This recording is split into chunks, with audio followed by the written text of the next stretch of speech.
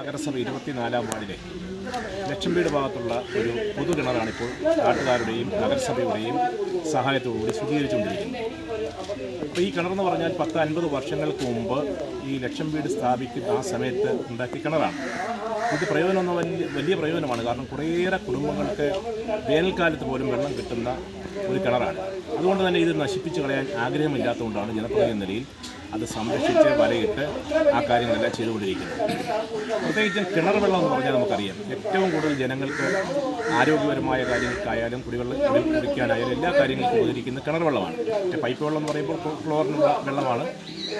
അത് ശുദ്ധമല്ല എന്നാണല്ല പറയുന്നത്. പക്ഷേ കിണറ്റിലെ വെള്ളം കുടിക്കുന്നതിൻ്റെ ഒരു മാധുര്യം മറ്റൊരു കാര്യത്തിനും കിട്ടുകയില്ല.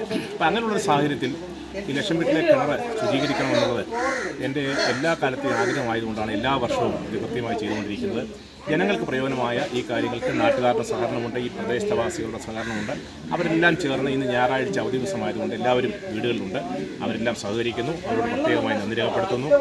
നമ്മുടെ നഗരസഭയിലെ ശുചീകരണ തൊഴിലാളികൾ ശ്രീ കേശവനും അതോടൊപ്പം തന്നെ ദിനേശും അവർ രണ്ടും എത്തിയിട്ടുണ്ട്. മോട്ടറുമായി എത്തി അത് ശുചീകരിച്ചുകൊണ്ടിരിക്കുകയാണ്.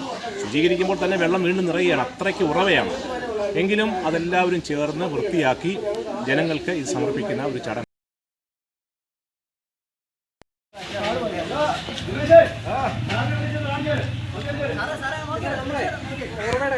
അത് എടുത്തിട്ടുണ്ടേ